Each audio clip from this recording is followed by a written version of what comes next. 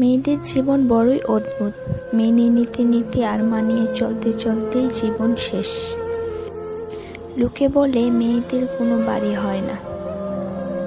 সত্যি বলতে মেয়েদের ছাড়া কোনো বাড়ি সম্পূর্ণ হয় না। বিয়ের পর সবাই জানতে চায় মেয়েটি বাপের বাড়ি থেকে আসার সময় কি নিয়ে এসেছে, কিন্তু এ কথাটি কেউই জানতে চায় না সে বাপের বাড়ি থেকে আসার সময় কি কি ছেড়ে এসেছে।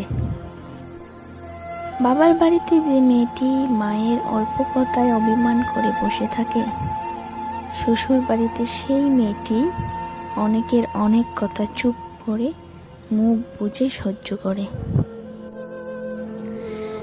মেয়ে হয়ে জন্ম নেওয়া যতটা সহজ, মেয়ে হয়ে জীবন কাটানো ততটা সহজ নয়।